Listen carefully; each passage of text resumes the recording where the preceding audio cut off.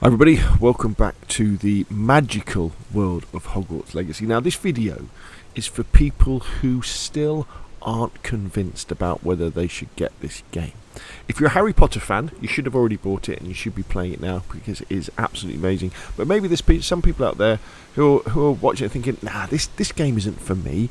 I enjoy playing first-person shooters or survival games or harder RPGs, not this kids game. But I'm here to tell you, as a person who isn't a big Harry Potter fan, sure, I've watched the films, I've read the books, but I was a lot older when I came to Harry Potter. I was more of a Lord of the Rings guy. I'm here to say that you will be missing out on something if you don't play Hogwarts Legacy, even if you think this is absolutely not your sort of game. So what I'm going to be doing in this video is we're going to be taking a broom flight, yes, a broom flight, and we're going to be flying down the map just to try and convince you. So we're up in the north of the open world here.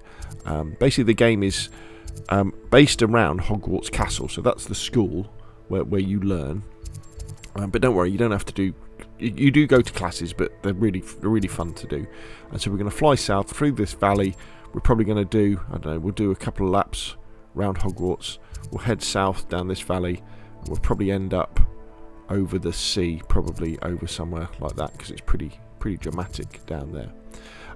And you'll hear me using the word magical when it comes to describe Hogwarts Legacy, because it is really magical. Playing this game will take you back to the times when perhaps, say you had an N64, and you played Legend of Zelda Ocarina of Time.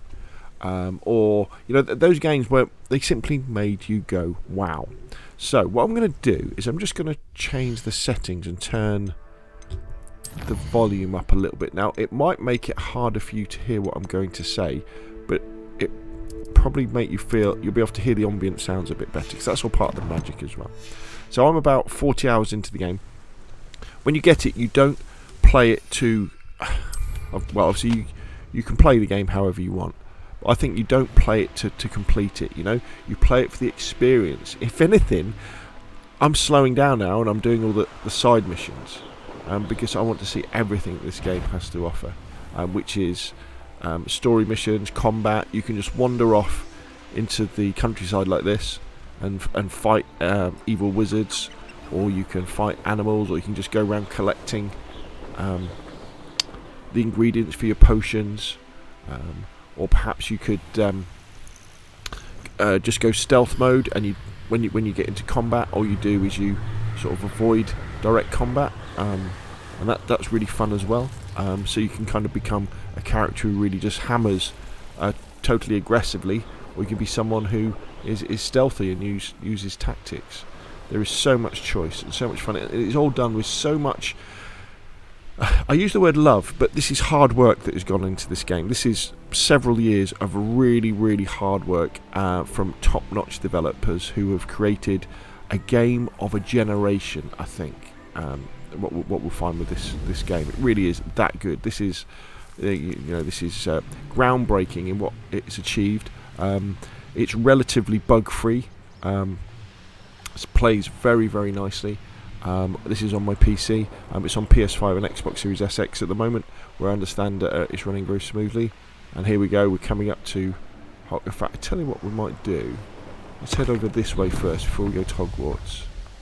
So the best way to move around the map is so this is Hogsmeade. This is like a town. I can't fly into there on my broom. You have to walk into there. But the best way to explore the world is basically on foot.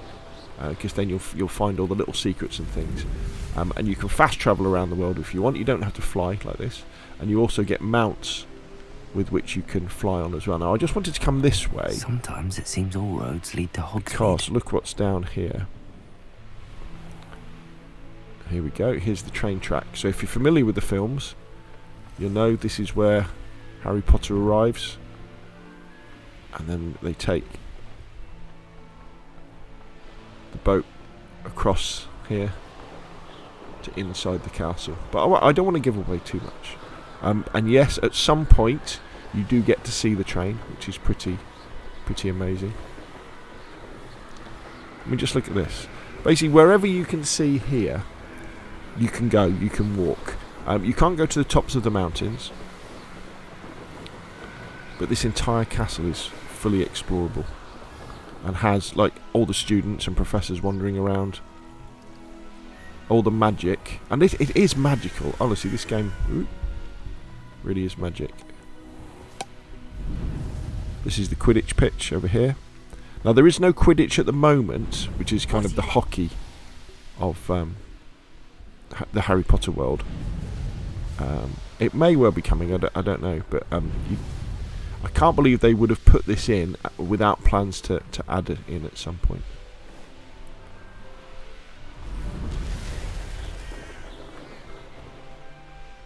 This is where you learn your animal husbandry. If you know the films, you recognise that bridge on my right.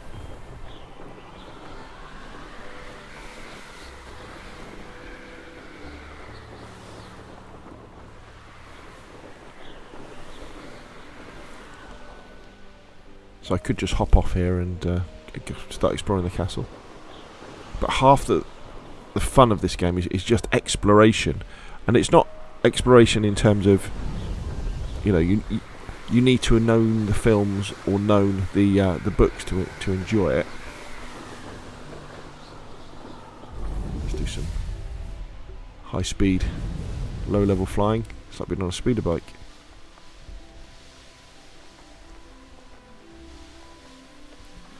Now this game does come out on PlayStation 4 and Xbox One, I think in a couple of months.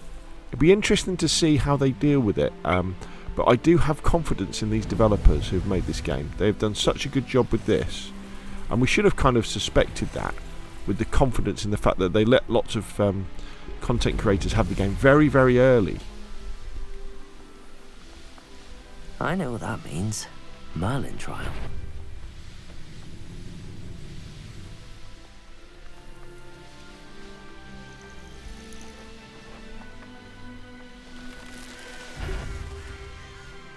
Loads of baddies. Again, I could hop off and engage them if I wanted to.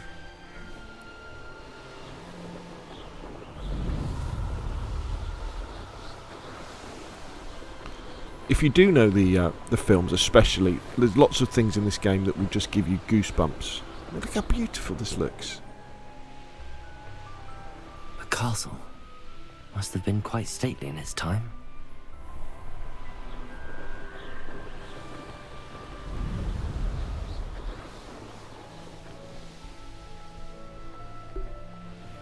And it's not, you don't spend all your time outside in the countryside as well. You spend a lot of time in Hogwarts, and there's lots and lots of dungeons as well. They don't really call them dungeons, but you kind of you go into an area. They're almost like a single player raid, actually. And if you're wondering what sort of game this is, it's an open world single player. It's an RPG, story driven, but with hundreds of side quests. And probably the worst way to play this game would be to mainline the story, I would have thought, because half the fun is in all the side missions, and lots of the missions, the side missions especially, you don't get told them in your log. You have to discover them as you're going around the world, so that encourages you to go where places on foot. Look at this. Let's see if we can thread the needle. Oh, not quite. Here we go, here's the sea. Goblins there. We won't bother engaging them.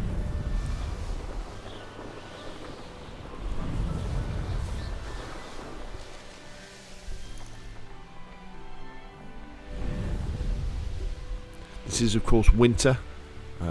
As you're playing through the game, you come across the different times. Look at this area. There's so many areas, and there's so many areas as well that aren't really involved in the main story, and you just come across them, and you're like, why is this place? This is beautiful.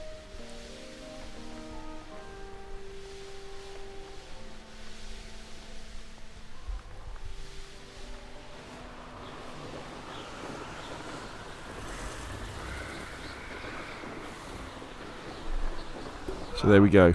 Oh, something's going on down below me, people. So there we are, a quick broom ride from north to south in the Hogwarts Legacy open world. We haven't covered loads of the map as well. There's all this area around here, all this area around here that I haven't even opened up yet. I mean, look at this huge area. I haven't even gone into this area yet, and I'm 40 hours into this game. It's crazy, it's amazing. And also, like, within Hogwarts is absolutely massive as well. So anyway, hopefully I may have convinced you about the wonder of this game, and that even if you think, no, I'm a hardcore survival player, what could Hogwarts Legacy possibly offer me? I'm too old for this sort of stuff. Maybe I've given you a glimpse of the magic that this game has, and it will take you back to your childhood when you play.